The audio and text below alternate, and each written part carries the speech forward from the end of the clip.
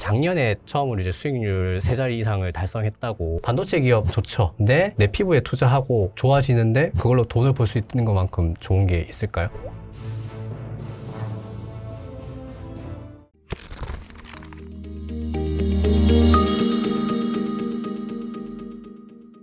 곽상준 대표님, 어서 오세요. 네, 안녕하세요. 불러주셔서 감사합니다. 요즘 엄청 뜨겁죠? 시장도 그렇고. 너무 빨라가지고요. 이렇게 뭐라 그럴까요? 이렇게 바가지를 들고 나왔는데 떼문이 열린 거예요. 난 펐어. 한 바가지를 펐는데 네. 더 많은 물이 지나갔어. 그런 느낌? 지금 그런 느낌이 듭니다. 거의 물반 고기반? 아니요. 그냥 다 흘러갔어. 물이 너무 빨리 지나갔어. 또 지난번에 거의 한 2달 조금 안 되셨는데 나오셨을 때 삼성전자 하이닉스 4분기 실적 되게 기대된다. 네. 잘 나올 거다라고 말씀해 주셨죠. 네. 진짜 서프라이즈가 나왔죠. 그렇죠. 1분기는 더 기대됩니다. 이게 더 안 좋으면 큰일 나요. 그렇죠. 네, 안 좋으면 큰일 납니다. 근데 하이닉스는 아주 충분히 잘 만들어냈고요. 삼성전자는 딱 맞게 발표를 했습니다. 그래서 1분기는 무조건 이거보다 한 단계 올라가야 돼요. 예. 1, 2, 3, 4 계속 이렇게. 네, 그래서 하이닉스는 문제가 없을 것 같고 이번 4, 4분기를 보건데 네. 네, 과연 삼성전자의 1분기 실적이 기대만큼 나올 것이냐. 지금 분위기면은요, 대략 어느 정도가 나와야 되냐면 현재 주가 수준이라면 분기 영업이익이 적어도 23, 4, 5조는 나와야 될 것 같아요. 네. 25조. 네, 25조 나와야 될 것 같아요. 1분기가요? 네, 1분기가 25조는 나와야 됩니다. 그러면은 25조 이상이 나오면 뭐 20만 원을 향해서 갈 수 있을 것 같긴 하고요. 만약에 25만 원 미만이면 조금 고민 좀 할 것 같아요. 25조 미만이면? 네, 뭐 예를 들어 뭐 한 23조 미만이면 좀 문제가 있을 것 같아요. 제 생각에. 그러니까 지금 삼성전자의 26년도 영업이익 눈높이가 120조에서 130조 거의 가고 있잖아요. 그러니까요. 그러면 이제 네. 그게 2분기, 3분기, 4분기 더 높아진다라는 가정하에 네, 네. 1분기는 한 25조 안팎은 깔고 가야 된다. 그렇죠. 그래야지 100조를 넘긴다는 계산이 나오는 거니까 지금 현재는 100조를 당연히 반영하고 있습니다. 거의 100조 다 오지 않았어요? 아니, 1000조? 아, 1000조. 아니다. 잠깐만요. 숫자가 너무 많아. 10배니까 저는 시총 얘기한 줄, 시총 1000조 말씀하신 줄 알았는데. 영업이익 100조는 지금 감안된 주가입니다. 아, 그쵸. 예. 네, 영업이익 100조 지금 우선조하고 합산해서 1000조가 넘었으니까요. 네. 100조는 나오는 게 이제 기본이에요. 그래서 이제 여기서 더 올라가려면 한 120, 30조를 하면 소위 말하는 20, 30%의 공간이 열리니 뭐 20만 원 지금 뭐 시중에서 얘기하고 있는 그 가격이 갈 수도 있겠죠. 그래서 사실은 이제 어차피 뭐 지나간 건 지나간 거고. 네. 1분기 실적부터 최근에 또 이제 딜에 엄청나게 올랐습니다. 네. 그걸 반영한 이익이 얼마가 나오는지를 또 봐야 되는 거고. 근데 그 삼성전자는 1분기만 잘해주면 되게 탄탄대로일 것 같아요. 왜냐하면 그 원시 그 반도체 원시 공정이 잘 안 됐으면 아예 1분기부터 실적 제대로 안 나올 것 같거든요. 지금 하는 거 봐서는 이제 수율이 문제이긴 한데 나올 것 같고 그러면은 원시가 잘 만들어졌다는 그 가정이 우리가 그 가정법을 세울 수 있는 실적을 만들어주면 HBM4도 잘 납품할 것 같아요. HBM에 들어가는 D램이 이제 원래는 뭐 A, B로 했다가 네네네. 원 C가 좀 불안했다가 그거를 재설계하면서 원비가 불안했고 원 B도 불안했고 네네네. 예. 그러니까 원시는 아예 새로 간 거죠. 아예 새로. 아예 새로 간 것. 예. 근데 이게 지금 갔다는 건 뭐냐면, 삼성전자 대단한 건데, 한 1년 반의 격차가 있었다 그랬잖아요. 네. 하이닉스하고. 상당히 많이 따라. 사실상 따라온 게 아니고, 동급 또는 역전일 수도 있어요. 왜냐면은, 하이닉스는 원비로 지금 잘 만든 거. 네. 그러니까 뭐 어떤 패키지 공정상의 뛰어남, 뭐 이런 것들은 인정이 되는데, HBM4도 있으면, 그 다음에 HBM5도 있어야 되는 분위기 아니겠습니까? 네. 현재 분위기면. 그러면 거기까지 어떻게 대응을 할 거냐? 생각을 해보면, 삼성전자가 원시를 잘했다면 4뿐만 아니라 5까지도 보통 지금 보니까 갈 수 있다. 그 DDR 램 한 세대를 가지고 HBM 한 두 세대 정도를 커버리지 하는 네. 그런 분위기더라고요. 네. 그러면 HBM4뿐만 아니라 5까지도 진도가 빠지는 거니까 그럼 되게 삼성이 되게 창창해지는 거죠. 이번에 하이닉스 4분기 실적 영업이익이 19조 넘었잖아요. 네. 와, 영업이익률이 어마어마하더라고요. 그렇죠. 그게 이제 반도체의 힘이죠. 네. 거의 뭐 TSMC 뺨 때릴 정도로. 그렇죠. 그 정도. 그러니까 삼형제였으니까 패밀리잖아요. 저기 TSMC, 엔비디아, 하이닉스가 패밀리였는데 예. 모두가 다 높은. 근데 이제 맞습니다. 그 막내 동생인데 막내 동생이 이런 정도의 마진율이 나왔다라는 건 반도체 쇼티지가 분명히 맞는 상황이다라고 봐야 될 것 같습니다. 사실은 이제 26년 내내 반도체주가 얼마나 갈 수 있을 것인가. 사실 이제 사람들이 제일 궁금한 게 그거 같아요. 혹은 상반기까지는 대부분들이 이제 좋을 거다라고 봤고 하반기까지 이어질 것인. 그럼 이제 주식을 상반기에 정리를 해야 할 것이냐. 이런 것들 되게 고민 주변에서 많이 하잖아요. 이미 이제 그 반도체는 그 시각을 28년으로 돌리셔야 돼요. 28년도요? 네, 28년으로 돌리셔야 되고요. 지금 상황은 27년도 1분기까지는 무조건 좋다는 가정을 깔고 가는 거거든요. 그래서 27년도 실적은 후반기 실적 중요하고 28년도 될 거냐 여부인데, 일단 메타 같은 그 빅테크들의 그 캐펙스 26년도 전망치를 보면 네. 굉장히 높아져서 26년은 전혀 문제가 없고, 이번에 실적 발표할 때 보니까 네. 자본 지출 엄청나게 더 한다고 했는데. 그렇죠. 그러니까 뭐 26년은 이미 따놓은 당상이고 굉장히 좋을 겁니다. 근데 이제 27년도가 유지될 수 있을 것이냐 여부와 28년도까지도 이어질 수 있느냐 여부가 중요합니다. 그래서 올해 중반까지 가격은 더 오를 수 있지만 28년에 대한 어떤 좀 비스무리한 확신? 이게 없으면 올해 그 중반에 고민을 정말 많이 하셔야 될 거예요. 27년도는 시간이 갈수록 딱 1년 후는 바로 답이 남아 있을 것 같고, 네. 그 다음이 문제니까 항상 28년도 잘 되기를 바랍니다. 그냥 이렇게 수평으로만이라도 가주면, 그 다음에 어떤 일이 벌어질 거냐면 삼성전자 하이닉스는 그동안에 그 변동성으로 인해서 사이클로 인해서 할인받던 부분들이 없어질 수 있거든요. 그러니까 유지만 해도 돼요. 제가 보기에는 28년도는 뭐 27년보다 잘한다거나 이게 아니고, 심지어는 험악하게 얘기하면 26년도 실적에서 실적 증가가 없이 27년, 28년 그냥 옆으로 쭉 기어도 주가는 갑니다. 그러니까 이게 다른 주식들을 봤을 때 성장률, 성장세가 꺾이면 주가도 먼저 부러지는데 네네. 오히려 사이클이 컸던 산업이기 때문에 네. 큰 사이클 없이 적자 네. 내지 않고 다시 꾸준히만 가도 주가는 재평가를 받을 수 있다는 거예요. 네, 왜냐하면 지금도 여전히 어떤 생각을 하냐면 전문 투자자들은 언제 발 빼지? 이 생각을 하고 있어요. 맞아요. 사이클 예전에 많이 보던 사람들. 예, 지금 계속 저희가 끊임없이 27년, 26년은 끝났고요. 작년도 연말에 끝냈어. 26년도 보는 거는. 선반영 했다. 예, 그러니까는 27년도 좋은 것 같은데 이미 27년도 1분기에 대한 확신은 지금 만들어졌어요. 네. 그러면 27년도 후반기하고 28년도가 되느냐? 왜 자꾸 이 짓을 하고 있느냐?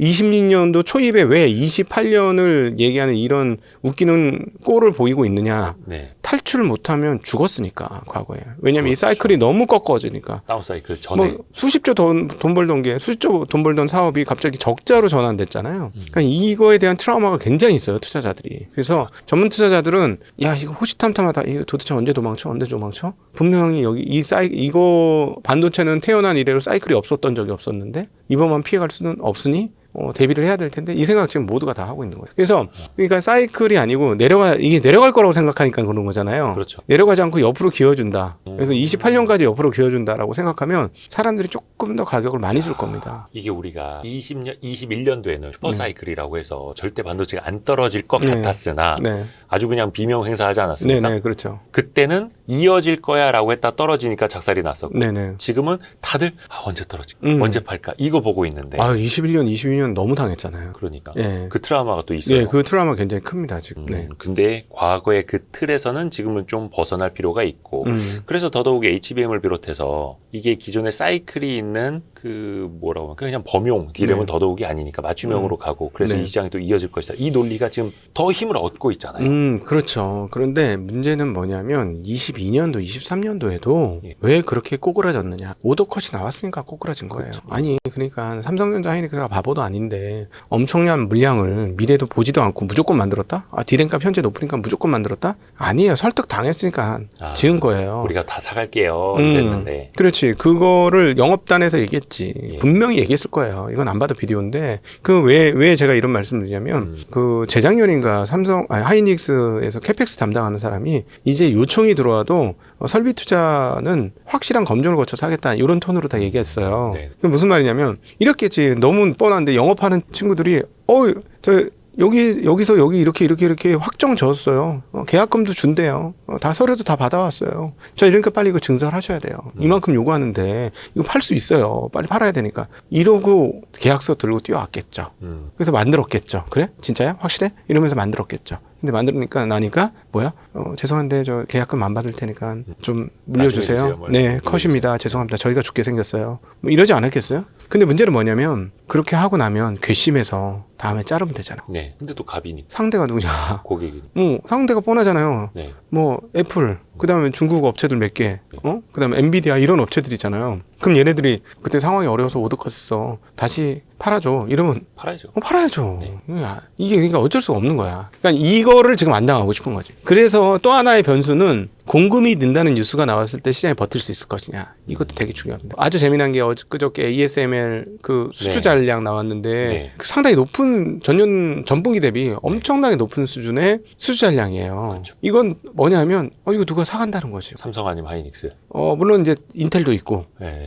TSMC도 있긴 한데 규모 보완이 삼성전자 하이닉스 분명히 시켰겠네. 이렇게 규모가 나오는 거죠. 예. 그리고 EUV 장비가 몇 대 있으니까 뭐 한두 대씩은 또 사가네. 뭐 이런 것들이 나오는 거죠. 그러면 설비 증설 시작한다라고 봐야 돼요. 어떻게 보면 이제 설비 증설이 노광에서부터 이제 시작이 되는 거니까. 네. 그러니까 과거의 사이클, 아까 그 사이클 투자자들의 어떤 몸에 배어 있는 기질 DNA 말씀해 주셨는데, 그래서 그거 되게 두려워하는 거죠. 이제 네네. 증설 이후에 가격이 떨어지지 않을까. 근데 아직까지는 뭐 애플한테도 가격 몇십 % 높였네, 뭐 이런 이야기 나오고 네. 있고, 여전히 쇼티지고 HBM은 또 늘린다고 해도 계속 병먹일 수밖에 없잖아요. 네네. 뭐 사실은 공급을 일정 수준 어디 수준까지만 늘리면 될 것 같긴 한데 문제는 뭐냐면 가수요가 얼마인지 우리 몰라요. 지금 난리 났잖아요. 그러니까 지금 상황이 어떻게 되느냐. 5달러에서부터 DDR5 16기가 기준으로 5달러에서부터 막 가격이 올라오는데 만약에 어떤 유통업체가 이 현재의 이런 미래를 예측했어. 그래가지고 한 15달러 말도 안 되게 많이 올랐던 그 자리에서 그냥 그 유통 물량을 다 쓸어갔다라고 생각하면 지금 어떻게 될까요? 지금 그냥 돈 빠져서 앉은 거지. 그 사간 사람은 싸게 사간 사람. 사간 사람은 완전히 네. 그러면 그게 이제 뭐냐면 재규적으로 소로스가 말한 재규적으로 자기 강화적인 흐름들을 갖는다는 거예요. 지금 20 돌파하고 25 돌파하고 계속 올라오니 어떻게 됐겠어? 야 일단 무조건 사놔. 이렇게 안 됐을까요? 저는 뭐 상당 부분 그렇게 됐을 것 같거든요. 그러니까 문제는 뭐냐면 수량을 다 체크해서 공급을 늘려도 문제는 가수요가 꺾이면 매수세가 확 꺾일 수도 있다. 이건 지금 누구도 정확히 모른다. 어느 시장에든 가수요가 있으니까. 네네네. 우리 마스크. 마스크요? 코로나 때 마스크. 네, 코로나 때 마스크. 네네. 네. 저는 다행히 뭐 거의 없었습니다. 그런 날을 예상을 했기 때문에. 근데 웬만한 집은 몇 박스씩 집에. 그렇죠. 지금도 남아 있어요. 얼마 전에 이사할 때 보니까 네. 몇 박스가 나오는 거예요. 그래서 그 증설에 대한 부담이 좀 있는데, 근데 최근에 보니까 증설한다. 네. 그 다음에 이제 평택 뭐 P5도 그렇고 청주 M15도 네. 그렇고 증설한다라는 얘기들이 좀 나오지 않습니까? 그리고 속도를 빨리 이제 높이겠다라는 얘기도 나오고 있고, 네. 해서 일부 또 소부장들은 많이 올랐어요. 네, 소부장들이 드디어 가는 거죠. 예. 기다리느라 아주 힘들었습니다. 그러면 이게 전자닉스에서 네. 소부장으로 가면 어떤 신호로 이어질 것? 진짜 급하면 용인 클러스터 밀어붙였어요. 그러니까 제한적으로 하는 거예요. 제가 보기. 아직 그 정도는 아니다. 증축이잖아요. 신축이 아니고 증축이잖아요. 네네네. 따지고 보면. 그러니까 없는 자리에 조금 낑겨 넣는 거잖아요. 그러니까 그 대대적으로 공장을 건설하고 하려면 물론 이제 용인 시간 걸리지만 그럼에도 불구하고 미래를 정말 밝게 본다. 이런 흐름들이 앞으로 5년간 더 가. 이러면 당장 해야죠. 막 설득을 해서라도 빨리 전력 깔아주세요. 뭐 하면서 용수 빨리 해결해 주세요. 막 이러면서 했겠죠. 근데 지금 뭐 온갖 얘기 다 나오잖아요. 그 용인에서 해야 되냐, 뭐 또 새마을로 가야 되냐, 뭐 별 얘기 다 나오는데 왜 그렇겠어요? 뭔가 급하게 서두르는 사람이 없다는 거예요. 그런 회사들이 없는 거예요. 제한적 증설이라고. 네, 그렇죠. 지금 그런 상황이라서 공급업체들은 현재 쇼티 상황들을 최대한 누리고 싶어하는 것 같습니다. 네, 제한적으로만 좀 늘려가지고 가격을 안 떨어뜨리고 최대 목표는 그거죠. 뭐 지금 애널리스트들 얘기하는 것처럼 장기 공급 계약으로 가야 되는 거.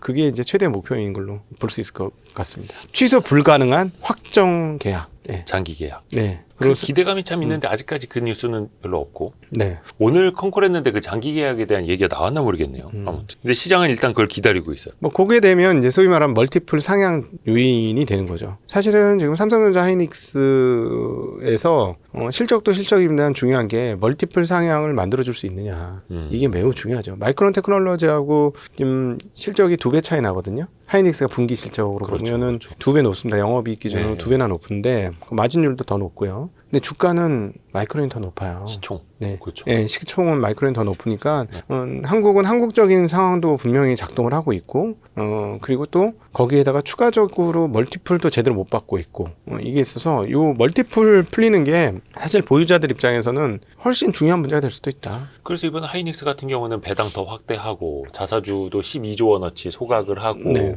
뭐 주주 환원은 열심히 또 이렇게 생각을 하더라고요. 실행을 하고 성에 안 차시는 것 같고요. 2%대잖아요. 네? 2%대. 2%대라는 게 시가 배당률 2%. 시가 배당률로. 네, 시가 배당 2%대. 물론 이제 작년 연말 시가로 따지면은 뭐 조금 더 높을 수는 있겠습니다만, 네. 뭐 되게 성의 있게 한 것으로 보고는 있습니다만 외국 회사들에 비하면 뭐 아직 많이 부족하죠. 1년에 47조씩 버는데 네, 예. 그렇죠. 아 내년에 더 벌 거잖아. 내년에 더 벌죠. 네네. 뭐 한 네. 하이닉스도 100조 뭐 얘기 나오고. 네. 자동차 한번 볼까요, 참? 아니 안 그래도 현대차 되게 좋아하시잖아요. 아 현대차요? 아 우리는 저렴한 주식은 다 좋아합니다. 근데 지금은 음. 안 저렴하지 않나요, 이제? 아 그 네. 왜 PER 4배, 5배, PBR 0.4, 네. 0.5배 할 때는 되게 좋아하셨고 네. 여러 차례 또 말씀하셨고 이제 경계선에 왔습니다. 자동차는 반영이 다 끝났습니다. 그러니까 뭐냐면은 어차피 지금 테슬라는 자동차 밸류에이션도 아니고 사실은 따지고 보면 뭐 로봇 밸류에이션도 아닌 것 같고 뭐 복합적인 밸류에이션이라 현대차가 뭐 테슬라하고 밸류에이션을 비교할 수 있는 상황은 절대 아닌 거고 그러면은 가장 유력한 거는 도요타니까 네. 예, 도요타하고 따져보면 지금 자동차 밸류에이션은 채워졌어요. 거의 토요타가 한 10배? 네, 그거 조금 아마 넘는 걸로 알고요. 그러니까 뭐 네. BMW나 독일차 메이커들도 PER 한 7배 뭐 이러더라고요. 네네. 이게 성장이 꺾였다고 생각하는 산업이라서 그렇죠. 많이 못 추죠. 그러니까 도요타 수준을 왔으면 자동차로서는 다 왔고 아하. 요 다음 게 이제 문제가 로봇. 되겠죠. 그렇죠. 로봇. 그러니까 지금 이제 자동차 주 반, 로봇 주 절반까지는 모르겠으나 로봇 네. 주로 돼 가고 있어요. 사실은 믿진 않고 있습니다만 노조가 성명서를 냈잖아요. 예, 예. 저는 그게 조금 웃겼어요. 그러니까 사전에 일부러 그냥 아예 틈도 안 주려고 하는 노조의 반응인지는 잘 모르겠으나 네. 노조의 허락 없이는 로봇을 공장에다 쓸 수 없다라고 그랬잖아요. 한 대도 들어올 수 없다. 그게 딱 주가 고점 만들어. 근데 만약에 저는 그걸 뒤집어서 생각해 보자는 거예요. 노자가 두려워할 정도의 그 일이면 지금 현대차는 주가가 미친 듯이 날아가야죠. 거꾸로 생각해 보면. 아니 어느 나라의 어떤 로봇이 노조가 반대할 만큼 일을 잘하는 로봇이 지금 있나? 제가 보기엔 없는데. 뭐 시간은 좀 걸리겠죠. 네, 나중에 되길 수는 있겠죠. 근데 벌써부터 사람들 노조가 자기 직업 잃을까봐 직장 잃을까봐 걱정할 정도의 로봇이 지금 나온다고? 저는 안 믿습니다. 말도 안 되는 얘기예요. 만약에 말이 된다면 네. 2배도 모자르죠. 2배가 뭐예요? 시가총액 100조에서 200조가 더 모자르죠. 아. 네, 훨씬 더 가야 되죠. 네, 훨씬 더 가야 됩니다. 네네. 네. 물론 이제 현대차, 기아차, 모비스가 다 지분을 다 갖고 있으니까 그쵸. 합쳐서 보기는 해야 되는데 그럼에도 불구하고 이건 뭐 난리날 문제죠. 난리날 문제예요. 근데 그 말인즉슨 좀 주가가 너무 먼저 갔다? 무슨 말이냐면 노동조합이 얘기하는 것처럼 그 로봇이 실제화하지 않을 것 같다. 제 생각에는. 그 정도 수준 아닐 것 같다. 노동자의 일자리를 뺏을 정도의 로봇이 아닐 것이다. 라고 생각하는 거예요. 근데 만에 하나 노동자의 일자리를 뺏을 로봇이면 이건 전 세계 탑 로봇 주식이 되는 거지. 그냥 제가 보기에는 노조분들이 신문 보고 썼을 것 같아요. 만에 하나 이렇게 현대차 주주분들을 위해서 좋은 상상하시라고 그냥 가정법 쓰시는 거예요. 너무 믿지 말고. 네네네. 네. 노동조합이 가서 그 로봇을 보고 왔어. 예. 하는 일을 옆에서 보고 왔어. 근데 이거 뭐야?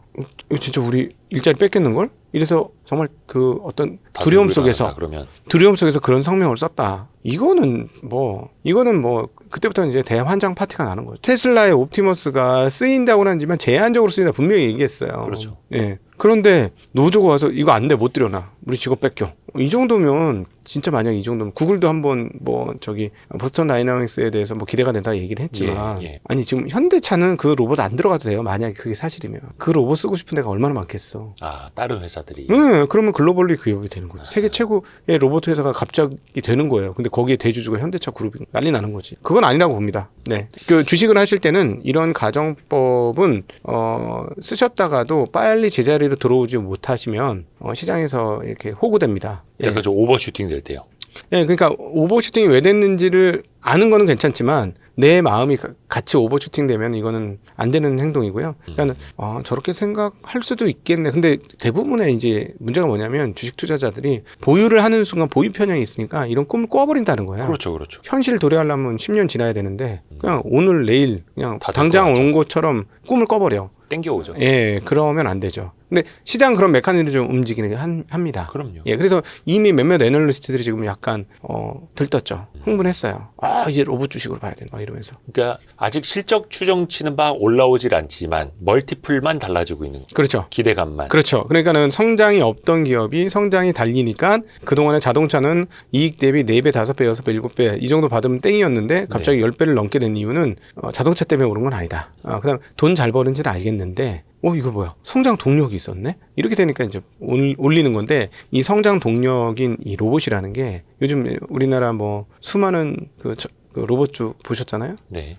네, 무지개 로봇은 지금 실적 없는. 예, 7,000배, 7,000배. 7,000배? 이익으로 회사 본전 찾으려면 7,000년 걸렸잖아요. 이게 로봇의 파워거든요. 예.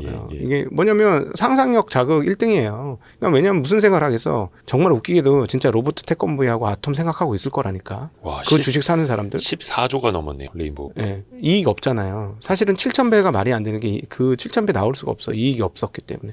이익 한번 나온 거를 막 연으로 다 쫙 쪼개가지고 은박지처럼 쫙 그 이익을 갈라 넣어가지고 배수를 떼면 나올 수는 있겠으나 이익이 없는 회사라서 사실은 멀티플은 안 나와요. 그 PER 배수는 안 나오는데 어찌되었거나 이 그 로봇은 꿈을 자극하는 강력한 동력을 가지고 있고 그렇죠. 그거를 가장 잘 이용해 먹은 사람은 머스크고 예, 그런 거죠. 근데 사실은 과거보다 정말 그럴싸한 로봇이 만들어진 건 맞잖아요. 그렇죠. 예, 정말 사람처럼 걷고 사람을 깜짝 놀라잖아요. 근데 만약 이게 이제 그 노동 현장과 업무 현장에서 사용이 되어진다. 그러면 이제 러다이트 운동이 생길 수도 있지만 하여튼 그런 사람이라는 것은 문명의 편리를 벗어난 적이 없다. 무조건 사용한다. 라는 측면을 보면 되돌아갈 수가 없죠. 예, 현대차는 만약에 지금 그렇게 되면은요, 이거는 주가가 얼마 갈지 몰라요.